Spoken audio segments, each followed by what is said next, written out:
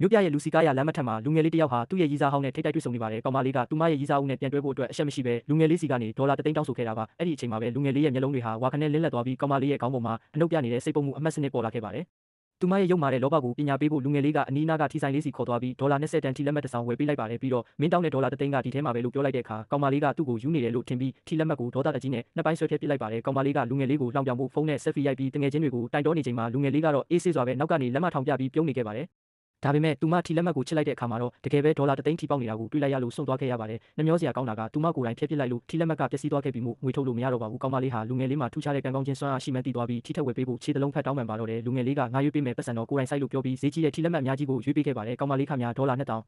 ဖို့အထိယုံကြည်ကစိုက်ဝယ်ခဲ့ပေမဲ့လူငယ်လေးရဲ့စွမ်းအားကြောင့်တစောင်မှထီမပေါက်ပဲပတ်စံတွေအားလုံးပြကျသွားခဲ့ရပါတယ်။အဲ့ဒီပညာပေးမှုအပြီးမှာတော့လူငယ်လေးဟာအနာဂတ်ရဲ့တနာရီစာကိုကြိုတင်မြင်နိုင်တဲ့နက်မျက်စီစွမ်းအားသစ်ကိုရရှိခဲ့ပါတယ်။လမ်းမထက်မှာရုတ်တရက်မူးလဲလူနီးပါဖြစ်သွားတဲ့တထေးမလေးတဦးကိုလူငယ်လေးကူညီဖမ်းလိုက်ရပါတယ်။အဲ့ဒီအချိန်မှာပဲစတိုင်ကြကြဝစ်ဆင်ထားတဲ့အမျိုးသားလက်ထောက်တဦးရောက်လာပြီးတထေးမလေးကိုအိမ်လိုက်ပို့ခေါ်ဆောင်သွားပါတယ်။လူငယ်လေးကထိုလက်ထောက်ကိုကြည့်လိုက်တဲ့အခါသူ့ရဲ့စိတ်ပုတ်မှုအမှတ်ကအနှုတ်80အထိပြနေတာကိုမြင်လိုက်ရပါတယ်။လူငယ်လေးကချက်ချင်းပဲအနာဂတ်မြင်စွမ်းအားကိုအသက်သွင်းပြီးကြည့်လိုက်တဲ့အခါ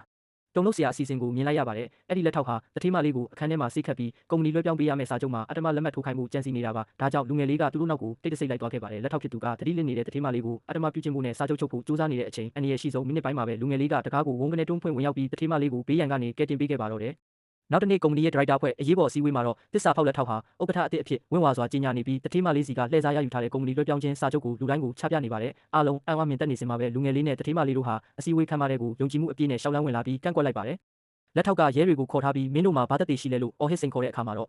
လူငယ်လေးကသူ့ရဲ့ဖုန်းကိုထုတ်ပြီးဗီဒီယိုဖိုင်တစ်ခုကိုချပြလိုက်ပါတယ်။အဲ့ဒီဗီဒီယိုဟာလူငယ်လေးရဲ့အနာဂတ်ကြိုမြင်စွမ်းအားနဲ့ကြိုတင်ရိုက်ကူးထားတဲ့လက်ထောက်ရဲ့ရုပ်မာမှုမြင်ကွင်းတွေပဲဖြစ်ပါတယ်။တက်တေအတိအကျရှေ့မှာလက်ထောက်ဟာမျက်နှာတစ်ခုလုံးဖြူဖြော့သွားပြီးရဲတွေရဲ့ဖမ်းဆီးခေါ်ဆောင်ခြင်းကိုခံလိုက်ရပါတော့တယ်။ဖြောက်မှတ်ခြင်းရဲ့အောင်ပွဲကြောင့်ကောင်းကင်ဘုံကနေလူငယ်လေးကိုကံကောင်းခြင်းအမှတ်ပေါင်း300ထပ်မံဆုချီးမြှင့်လိုက်ပြီးဇလန်းလေးကစိတ်ကျေနပ်စရာစက်သိမ်းသွားခဲ့ပါတယ်